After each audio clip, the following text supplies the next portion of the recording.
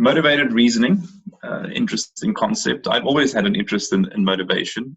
My master's study at NNMU was actually on complexity and motivation, and I've kind of honed in on this specific instance of motivation, which really drives the way that we reason. And if you look at the textbook definitions of motivated reasoning, it really consists of two components. And the first is this idea of a motivated cognition. And this is the unconscious tendency which unwittingly, I think that's very important, directs mental operations like sensory perceptions, assessment of the weight and credibility of empirical evidence, or performance of mathematical or logical computations. So this assumption that even these very hard logical tools are immune from motivated cognition is a false sentiment. And these things operate towards independently in service of some unconscious goal or end. Now that gives rise to a kind of a motivation then to come to some kind of conclusion, and then you add post facto rationalization, so the process of retroactively inventing defensive justifications for holding those beliefs, theories, or conclusions derived by motivated cognition. So you bring those two elements together and you kind of have an example of motivated reasoning. But that's quite abstract. I think a nice way of understanding what motivated reasoning is to really define what it is not. And just right off the bat, motivated reasoning isn't just simply being misinformed or a case of ignorance. Usually when people have those kinds of afflictions or are simply misinformed, you can inform them and they will just change their minds, and that's fine. Motivated reasoning is also not a case of mendacity. We know examples of like lobbyists who work for big corporations who will happily stand in front of a committee or a public body and lie. But they do so for self-interest, but they know that they're being untruthful, but they'll use evidence and they'll use arguments in favor of some kind of other economic goal or means. Motivated reasoning is also not just simply spin. Spin is just creative language used by politicians to reframe reality. So the old classic joke is industrial pollution. No, it's not industrial pollution. It's just a way of protecting the public from excessive harmful UV rays from the sun. It's like a sunscreen. They also know that that's just a reframing of reality. It's not really motivated reasoning. Wishful thinking is also not motivated reasoning. People who engage in wishful thinking is like, this business idea, this is going to work, like Ray Kroc with McDonald's. He felt it in his gut, but then wishful thinking kind of engages a lot of processes that motivate you in a certain direction to kind of pursue that. But there is a part of the person that knows it might not work. There's always risk involved. Motivated reasoning is also not delusion. People who are delusional believe what they see is real, but they rarely expect other people to believe what they believe. And similarly with faith, that's sort of a separate category. Their beliefs, their leaps are required for people to hold faith. And while motivated reasoning can certainly play a role in certain belief systems, generally when people declare faith, there's a recognition of a certain element of not being able to know. And then also, motivated reasoning is not exclusively like type 1 thinking. And here researchers make a distinction between type 1 thinking and type 2 thinking. Type 1 thinking is this fast instinctual sort of reaction that we have to external cues. So you're walking on a hike and you think you see a snake, and then you quickly react, you jump away, but then that turns out to be a stick. That's sort of the fast type 1 thinking that sort of just you almost do without conscious processing. Type 2 thinking traditionally we always assumed was kind of immune from a motivated reasoning, but now we know that's in fact not true. And I'll give you two interesting examples. There's there are numerous studies that have been done on this. but two that I think are kind of fun is in America, they set up an experiment where they took students from Ivy League universities and they showed them a bunch of calls related to a football game and football games that their university teams were playing in. And so what they did is they took a bunch of professional referees from football, got them to evaluate these calls and come up with a conclusion. Then they said to these populations of students, what do you think, which way should this call go? And the more accurate you are, so the more you agree with this collection of referees that we've put together, the more money we'll give you.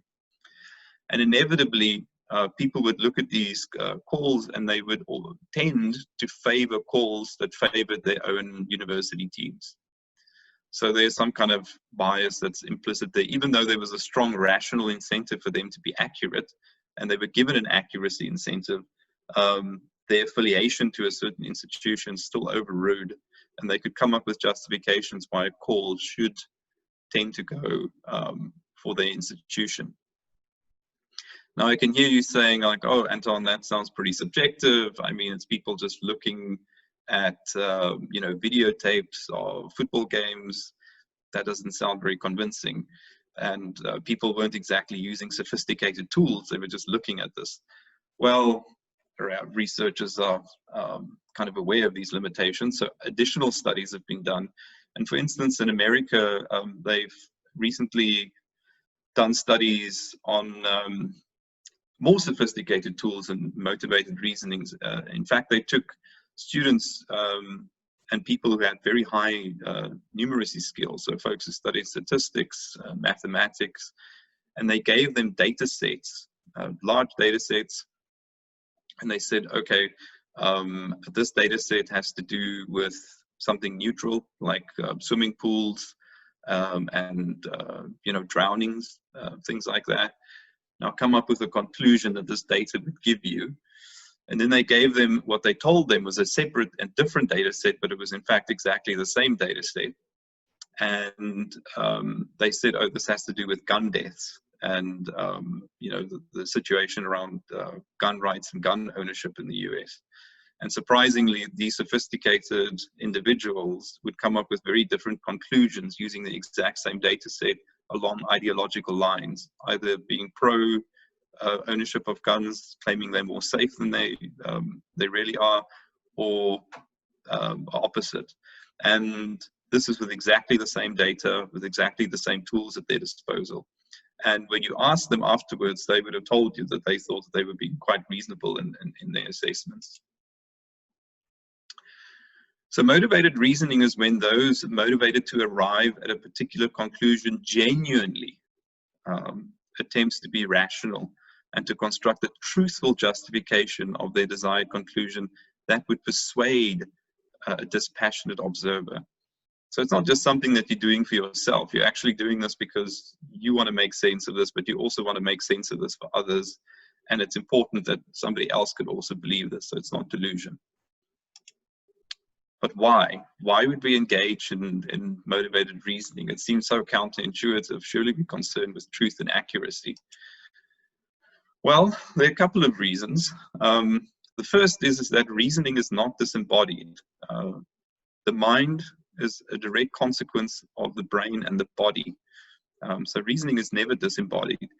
And then I think Pinker points out this is evolution has permanently saddled our species with many irrational and destructive psychological traits, including revenge, dominance, nepotism, tribalism, lust, and magical and anecdotal thinking. However, Pinker could very easily have carried on this paragraph to include an absolute myriad of cognitive biases. In fact, there's about 188 known and researched cognitive biases that we have at our disposal, that we can call on at any time, really, to employ and engage different kinds of motivated reasoning. Now, it might be a bit harsh to call them just biases. You could call them coping mechanisms as another way. I mean, there's almost no way that we could exist in the world, a world as complex as we do, and navigate all the myriad different activities that we had to do if it weren't for these. So they do serve a purpose. One example of a kind of a cognitive bias that I think is quite interesting is this thing called the Dunning-Kruger effect, and some of you may have heard of it, but it essentially goes something like this. When you start investigating a particular field, you start reading a few articles and then you think like, oh, I know everything about this. And then the more and more knowledge you acquire about this, it's like, oh goodness, there's definitely more to this than I thought. And then there's this valley of despair where it's like, oh my goodness, I'm never going to understand this. And then there's sort of sense making. And then at the end of it, most people who are true experts in a field always will tell you, trust me, it's complicated. The problem is that a lot of politicians and various folks kind of live on this first little dot, and of course the internet makes it very easy for the I know everything crowd to exist. On the positive side, the Dunning-Kruger effect is actually an important kind of cognitive bias that exists. It makes learning possible. It creates enthusiasm, it gets people going, it sustains sort of people in a process of learning. But obviously when you have to make policy decisions, a la Donald Trump, always living in the I know everything space is kind of a dangerous thing. So biases are not necessarily a bad thing. You can think here of a mother who thinks that she has the smartest little boy in the world. You know, that's definitely kind of like a cognitive bias. And that is a good thing. It's necessary for our survival as a species. If we didn't have these biases, we probably would have thrown half our children out on the streets. So it's kind of important that some of these mechanisms operate. However, these biases and sort of subconscious, unconscious motivated cognitive processes become problematic when they result in prejudice, denial, and when they lead to conspiracy theories. That's really where we see kind of a problem. But you can think of it existing on a continuum from kind of like, well, not very harmful to actually quite harmful. So let's think about motivated reasoning then in the age of COVID-19, which we currently find ourselves in. So up until December of last year, probably very few of us had ever even thought about or heard of COVID viruses, or the word COVID. And then in January, if you can remember, the whole of Australia was on fire, and that's what we cared about. And then February, late February, is really the first time people took serious notice as this virus was kind of spreading through the world. And what we do know is that it's invisible. You can't see it, can't touch it, can't taste it. It is incredibly contagious. It discriminates weirdly. So people who get very negatively affected by this and end up in hospital, and some people get it and they're asymptomatic and they have virtually no effects. So that creates a lot of kind of confusion. And it's very fast. This thing, if you think about the rate of spread throughout the world, it happened in a matter of weeks. It's just kind of unprecedented in terms of how this is taken hold in the world. And then, of course, it's incredibly deadly. You know, the number of dead has now reached a certain level. Now, this has forced governments to take certain action, lockdowns, you know, various strategies for social distancing, et cetera, all throughout the world. And this has resulted in a great deal of stress on people. Being locked down obviously has psychological effects all of its own. Now pair that with all of the uncertainty that's coupled with it. We don't know when this thing is going to subside, how this particular story ends. And then couple that with all the economic pain, people who don't have certainty about employment, jobs. There's a lot of problems that obviously arise from that, and that generates a great deal of anxiety. You know, and that's typically a kind of a force, a motivating force that then propels people to try and figure out what's going on. And I think this is the first time that humanity has lived through a true compacted crisis like this, where we have access to the internet. And we now have far more information on a single topic than we could reasonably process. I mean, I don't think it'd be possible for any of us to sit and really study all of the research and all of the materials that are available on COVID out there. There's just, it's immense. And then, of course, couple that with sort of the way that the scientific process works and how the media interacts with that at the moment. So yes, it's kind of like a funny little way of putting it, but typically studies that we see and reported in the media will say, oh, the effect on X of Y on X is real. So here I'm thinking about the malaria medication and that the drugs that the Americans were punting at one stage, saying, oh, this is the cure for COVID. And these are based on typically single studies where the abstract was what the media reported on. So the effect on X and Y is real. And then you go down, you read the study, and then it's like, oh, actually, we've got questionable proxies for Y and X. And then the results were just fancy tables. And then the discussions is like, oh, the limitations of the study says that we can't actually really, draw that Y affects X. And then conclusion totally does, though. And, researchers and scientists are not immune to motivated reasoning. That's why we have double-blind controlled experiments. It's because there's a recognition that a bias exists in research. And a lot of the single studies that are being produced now is usually by, researchers looking at populations in certain kind of geographically limited spaces. So I'm thinking, the Santa Fe study, or, New York, there's like the study on pregnant women, on France. They did a study on certain hospitals regarding the malaria drug. In China, it was like Wuhan, one of the hospitals, they did studies on blood types. And so there's all this, and it's interesting, the results that are coming out of this are interesting, but they're not necessarily conclusive. That's kind of half the problem. But what's going on with individuals is that you have a person who's experiencing all of this kind of confusion, anxiety, different forces at play, and there's real desire to know what the hell's going on. I think all of us would like to know.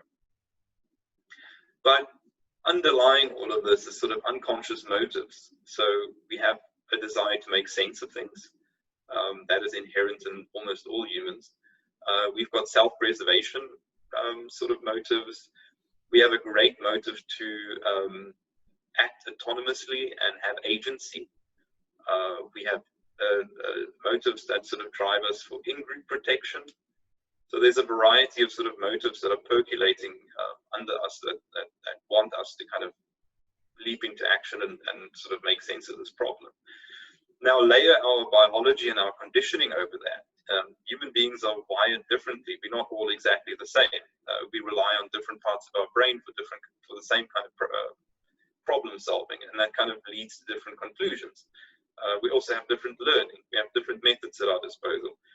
And then you bring into it a propensity for relying on cognitive biases. So things like oversimplification bias, base rate fallacy, or the Dunning-Kruger effect that I mentioned.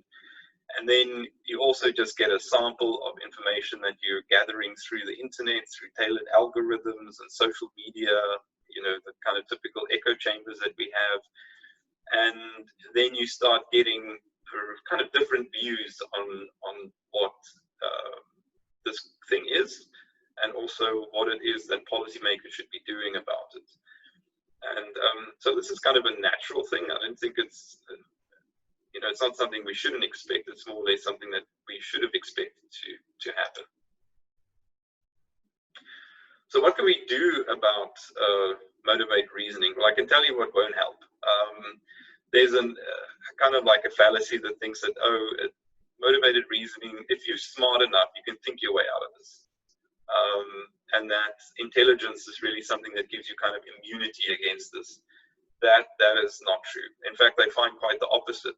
The more intelligent people are, the more tools they have at their disposal to make particular arguments.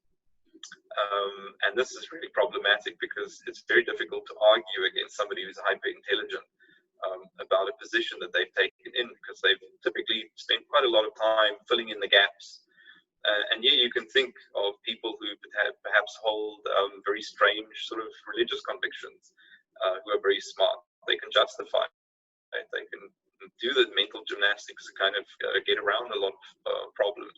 But even, climate change denial, a lot of scientists, not a lot, I know, certainly not the majority, but there are few who do not believe that anthropomorphic climate change is a thing. Also, AIDS denialism. Some very smart people in the world who still to this very day hold on to the conviction that there's no link between HIV and AIDS. And then you would think, oh, well, this is the question of education. It's kind of this, again, this issue of ignorance. We just need to solve that problem. Same deal. Education has very, very little impact. Adding additional methods to the process doesn't necessarily lead people to change their minds. It often just gives them more tools to kind of really entrench themselves more in particular views. And then there's also this idea of, okay, well, there's the lack of information. We just need to give more information. And here studies have conclusively shown now that the more information you provide people who are engaging in motivated reasoning, the more entrenched they become. And here you can go and find studies on, for instance, the anti-vaccination movement. The more information that is provided to them about how vaccinations are generally safe and good, the more entrenched they become in their particular belief that they are not. But it's not all doom and gloom. I think, and again, I'm sort of in the nascent stages of my research, so I wish I had more answers to give you, but here are just some of my thoughts that I can share with you up until this point. The first is, nobody's immune from motivated reasoning. If you think that, then you are delusional. So a position to always just take in is to be humble. All news sources are biased in one way or another, but it doesn't mean that the information that they're giving you is meaningless. It just means that we have to recognize that bias and kind of and filter the information appropriately. Another thing, and I know I'm speaking to a lot of academics and researchers, so this goes without saying, but you have to treat single studies and models with caution, and extreme caution, in fact. We know that motivated reasoning plays a big role in research. If you go and look at the recent replication studies that they've tried to do in most social science experiments, I think in more than half of the studies, they've been unable to replicate results.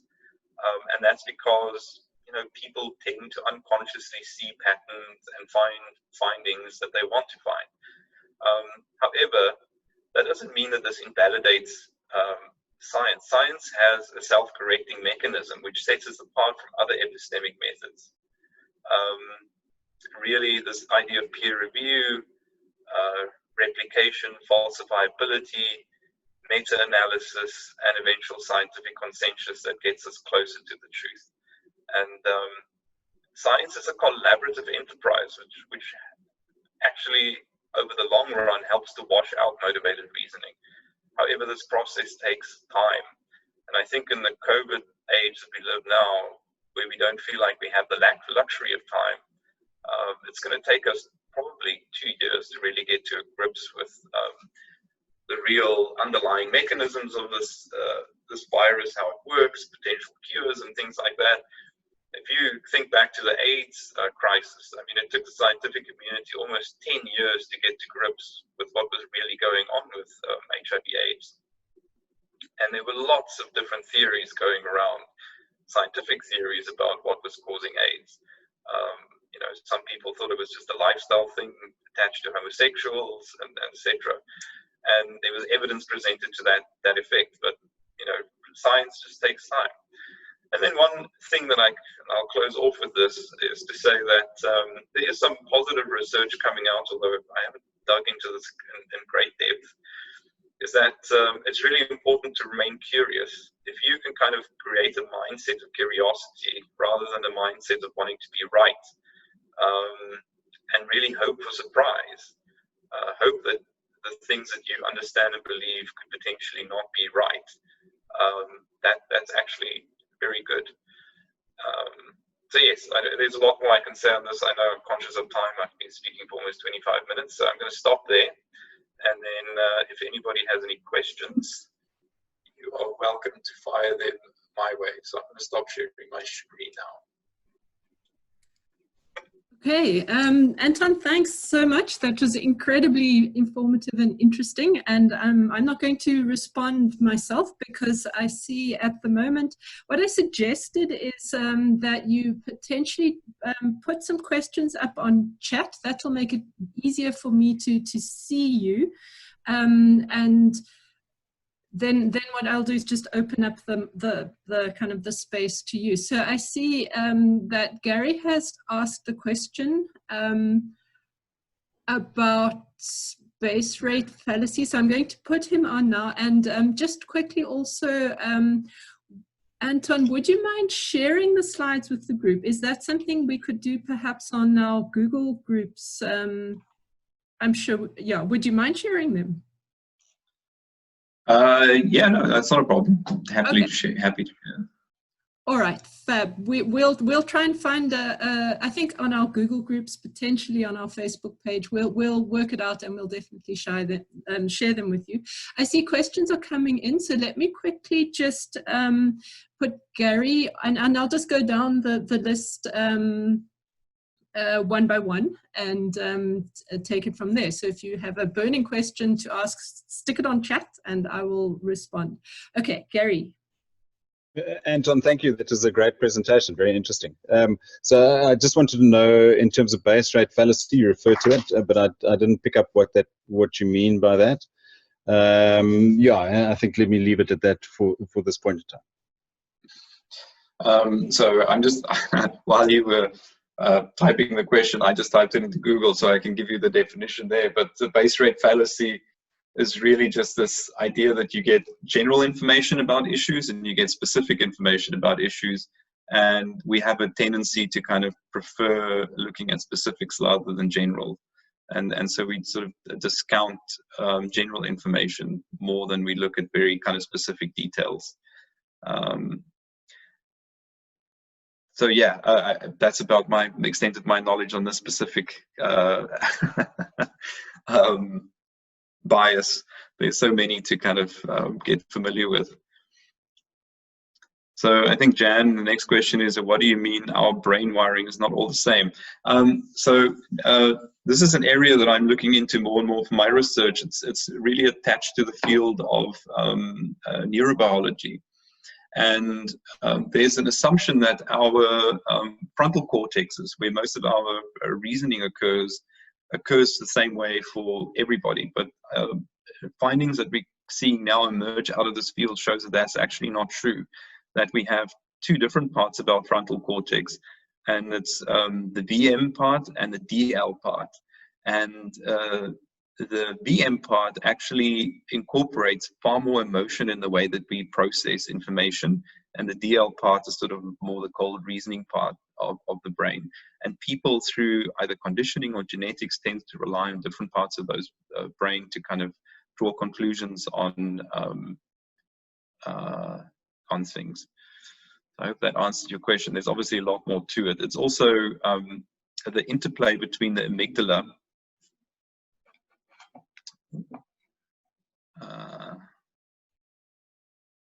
and sort of the frontal cortex, and how the interplay between those different brain structures happens also influences the way that we process information. Then Len asked, where does intuition fall in motivated reasoning? That's a good question. Intuition still is a kind of like a valid thing. I think if we didn't have motivation, we wouldn't really do anything, right? So intuition is sort of something that probably forms part of sort of like type 1 or type 2, some parts of type 2 reasoning. And it's sort of this thing that gives rise to you to do further investigations into issues. And intuition, however, usually put to the test, right? So Einstein probably had an intuition about the nature of the relationship between energy and matter. He formulated that into a formula, but that intuition was only really ever proven once it was put to experiment, and evidence started coming back that he was in fact right. So yeah, intuition is fine, but it's just sort of, you have to test it against evidence, I guess. Okay, so I've got a question here from Dave, but it's extraordinarily long. So thank you for your presentation. The US leadership has a long history of vested interest revolving doors between corporation politics, lacks of transparency, and highly questionable motivated reasoning. That's true. Noemily Klein has called the country's modus operandi disaster capitalism. This applies to the shock doctrine to legitimize ever-increasing levels of debt and decreasing freedoms for citizens. Citizens are milked harder and harder for tax to pay back their loans between the Fed and governments. Loans that are politicians get to oversee the pot of tax money, which often goes to fund entities and possessors that are not in the favor of democracy. Now, Kromsky here shows that I fear that your analysis creates a sense only one day that sometime in the future we'll find out what went on when actually the stripes on the zebra of the government of the USA have not changed, and that the virus, which poses real, has been co-opted for various agendas on problematic political economy. What do you say to that? Yeah, no, I would agree. I think there's obviously a lot of opportunism going on, but that's, as you pointed out, whenever there's disaster or crisis, there is going to be opportunists who will take advantage of that. That's inevitable. And yes, certainly government officials, corporations, they will employ motivated reasoning to kind of come to the conclusions that they probably want to come to. Yeah, and I think my research, just to give you a little bit of insights into what my concerns are, is we know that people engage in motivated reasoning. We know that there are differences in the way that people engage in information. So is there a way of framing information that can speak to different parts of the brain, so to speak? So if you have almost like personality types in the way that people process information, can you reasonably then craft messaging that speaks to that particular part of the brain that then results people in kind of viewing the same issue as important? So here I'm thinking about climate change. There's experiments that have been done that if you turn climate change into a very specific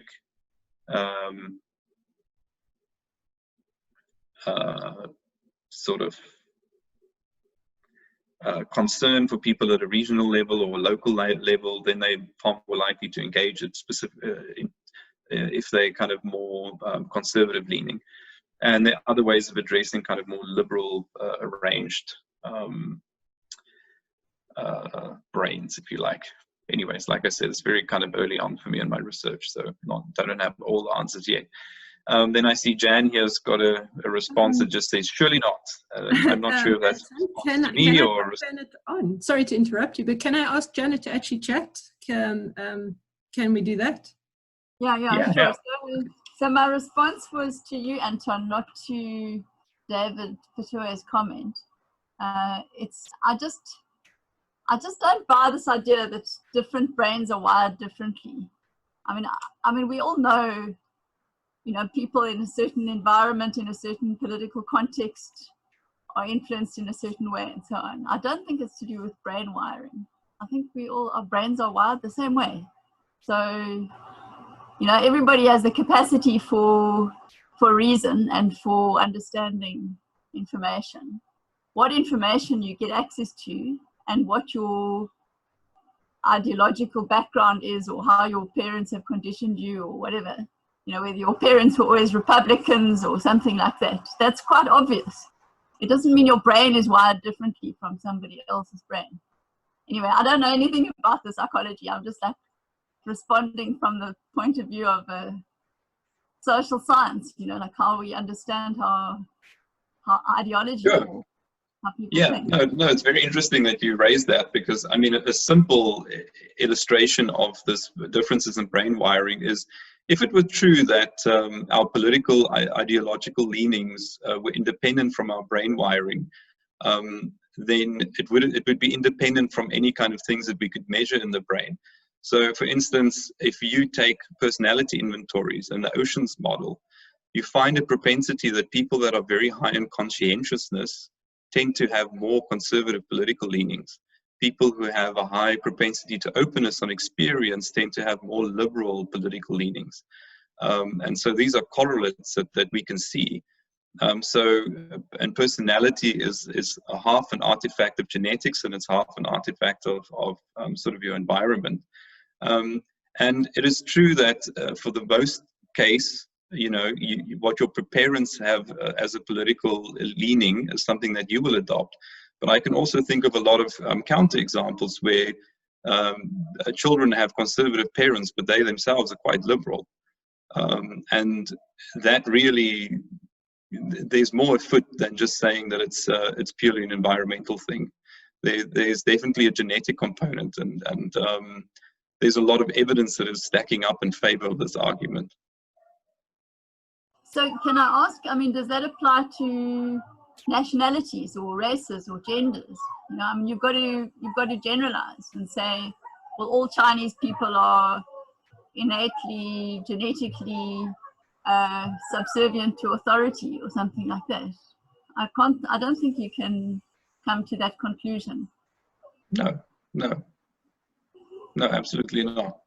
But I mean, I know I'm privileged to have quite a lot of Chinese friends, and I can assure you they're not all the same. So just because they live under a particular political ideology doesn't mean that they necessarily inherently believe in it.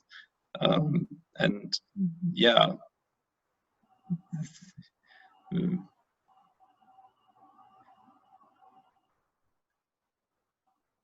So we've got another question here from Gary. How does your theory, how does it explain what's going on in America at the moment? How useful is it? Motivated reasoning in America? Yeah. I think it is quite useful in that America is a fractured society.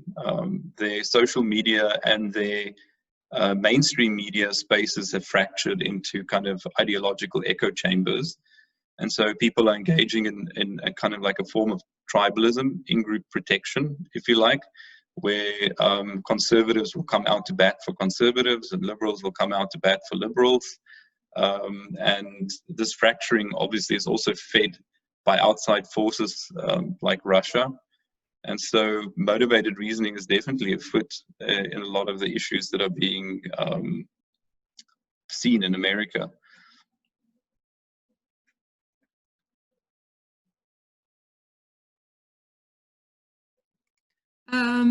Do you want to carry on with Anton with Gary's question? Yeah, sure. Okay, it's all been recorded, so we can actually just revisit and actually think about all of these issues. We've got about 45 minutes left for questions and answers. Okay, sure. No worries. Gary is asking a question about QAnonymous conspiracy network and why it has such a strong hold on persons, or perhaps comments on conspiracy theories and why humans favor such. Yeah, I think it's really, you have individuals which have a very, very, very strong propensity for sense making that find it quite difficult to deal with uncertainty and ambiguity. And in the face of a lot of complexity, conspiracy theories offer kind of convoluted but generally simple answers to difficult questions. And it's something that people kind of like to latch onto then, because it's just something that kind of gives answers to difficult questions, I think. Can I respond and just say I'm fascinated that what people do is put aside reasoning when they construct a conspiracy theory. So they will find the gaps in the theory. Let's call it the dominant theory about COVID, for instance. You know, and then but replace it with I mean, I don't want to say, but illogical thinking in the sense that they don't apply the same kind of reasoning in terms of the criticism as to the construct the new theory, and I'm fascinated by that. Particularly around COVID, with the conspiracies that it came, that it's a bioweapon, those kinds of things. Why people would buy into that rather than what scientists have been telling us. Yeah. So if you could comment on that. I think also there's a propensity to want to believe that the world is an ordered place, and that somebody's in control, even if that control is nefarious. And it's just too much for a lot of people to cope with that, random things happen and that those random events have negative consequences. So with this COVID conspiracy theories that sort of abound, this idea that this affliction has befallen this planet, and it's just due to randomness, just doesn't sit well with a lot of people. And they'd rather have a nefarious explanation than they would kind of one that isn't complete yet. We don't even for certain know which animal the virus came from, as far as I understand. So, there's a lot of questions. And like I said, this is anxiety. People want answers. And some people just want answers more than others for various conscious or unconscious reasons. And therefore, they will engage in these conspiracy theory sort of explanations for one reason or another. So Andrea here had a question: explain conservative stay-at-home as against explorers, an evolutionary side. Oh, so that's kind of an interesting little analogy, and this maybe just ties into your question, Janet, about the differences that we see in people.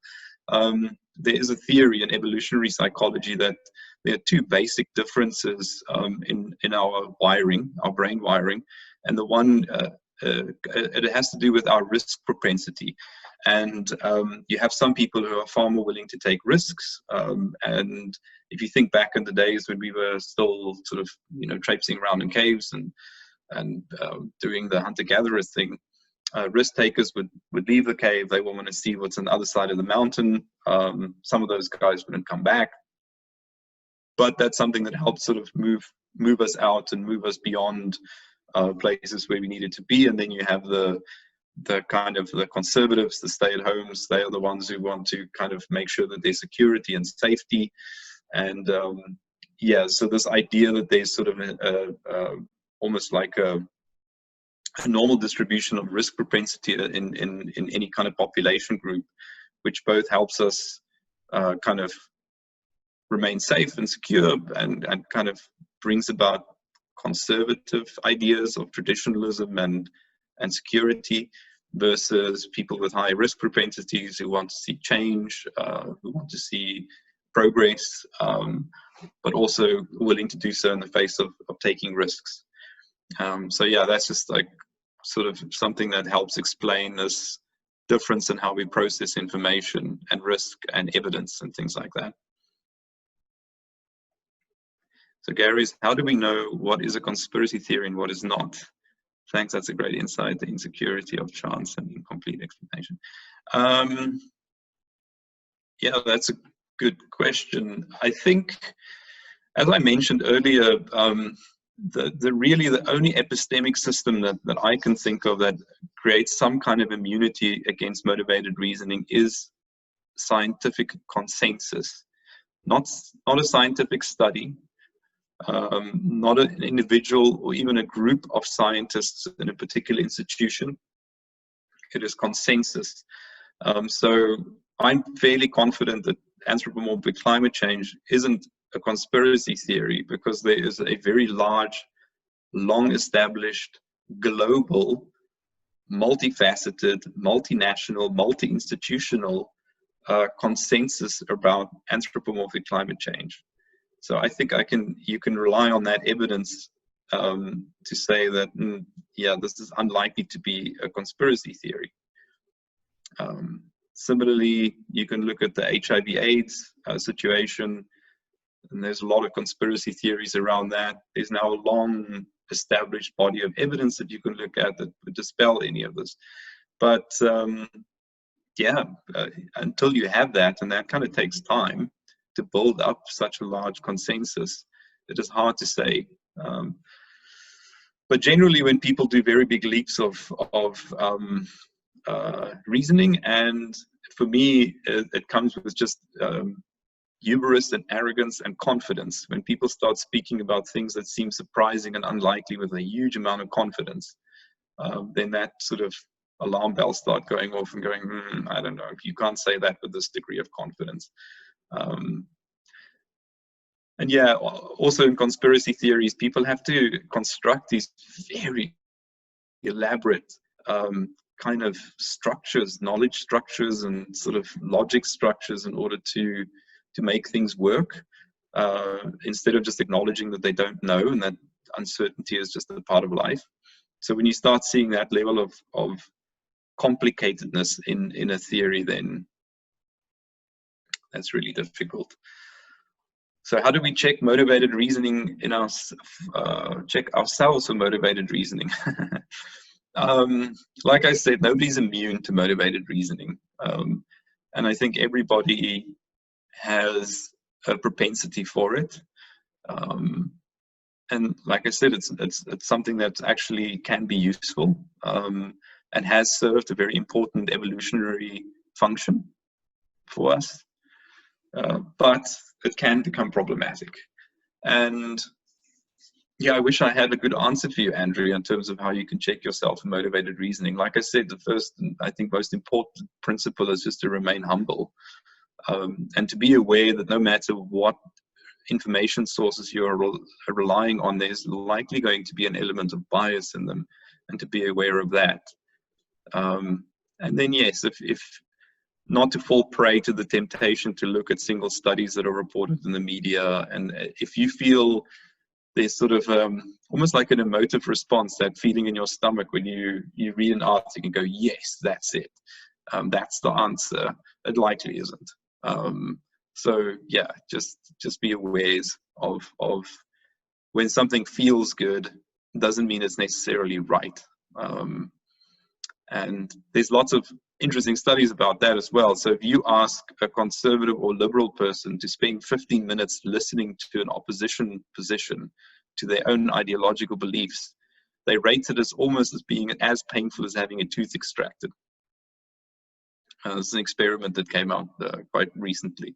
So there's definitely like an emotive, physical component to this. So yeah.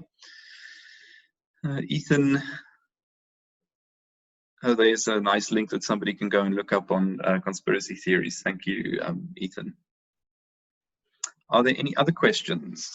I'm sorry I couldn't have more answers for you. Like I said, I'm kind of in the nascent part of my research. I'm hoping to learn a lot more about this field. I think it's very interesting. It has interesting implications. Oh, you've got another question from Dave. So my concerns I raised last week were centered around the issues that the esteemed John Delille called meaningless numbers. He means that the death rate, I took issue and still do with the throwing around numbers like positive cases identified. Say that these meanings and others are meaningless and cause chaos for a good reason that I'm happy to explain. These numbers are at the heart of my government reaction to the virus. Does this alarm you? Doesn't this signify that our leaders have brought into narratives that suit different agendas? And no matter how much we know about motivated reasoning and bias, we just have to run with what government says, despite their positions not being based on those like scientific consensus. Well, first off, I worked at the UN for almost 10 years, and I was in very close proximity to people who had to make very difficult decisions all the time. And I can say with absolute conviction that I'm super happy that I'm not in one of those leadership circles right now. I think Ramaphosa, any government official, leadership official anywhere in the world finds himself in a very, very, very difficult situation. And you are faced with a crisis, you are faced with imperfect data, and you have to act.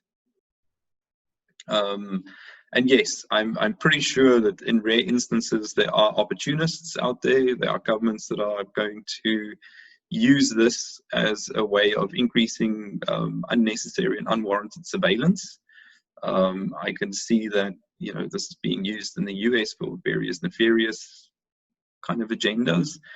But I think generally, there's 195 world governments currently operating, that the vast majority of them actually do have the best interests of their citizens at heart, and they are using the best available data from the best available expertise that they have.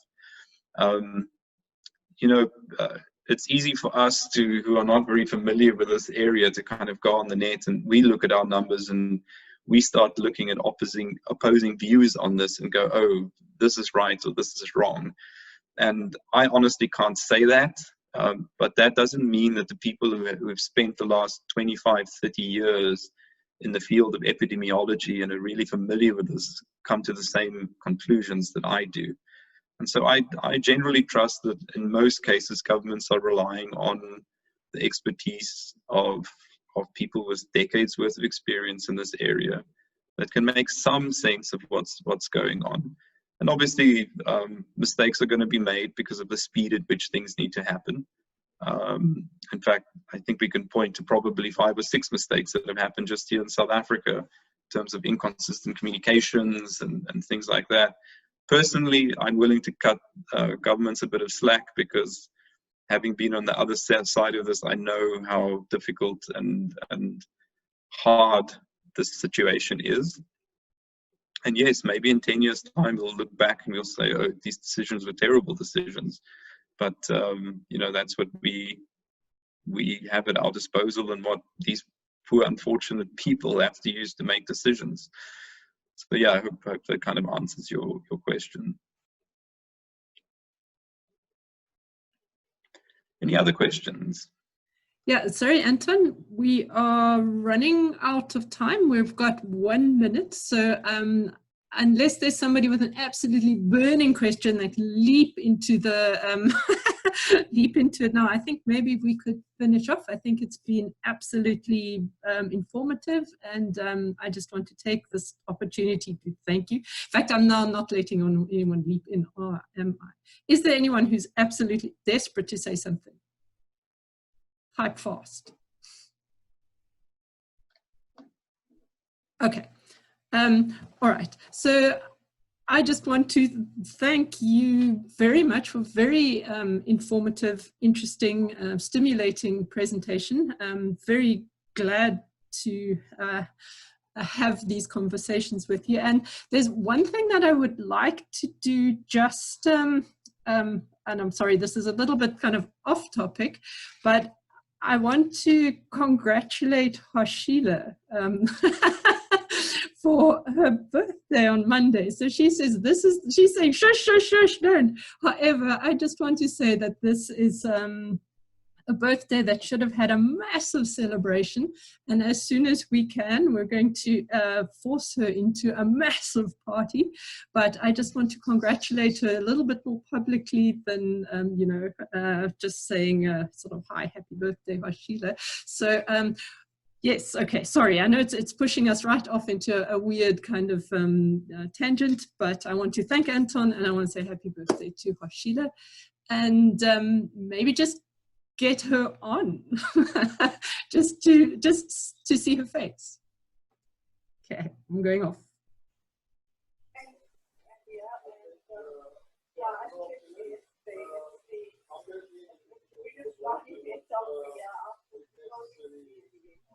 So I believe celebrations are being planned here, and I'm not party to this. So yes, we close the double celebration. I would say it's happy and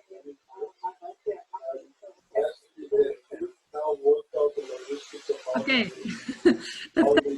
I'm not sure if we completely heard you. There was quite a lot of sound there, but we kind of, Happy birthday, Sheila. We couldn't hear a damn thing that you said, but we love you. Thank you very much.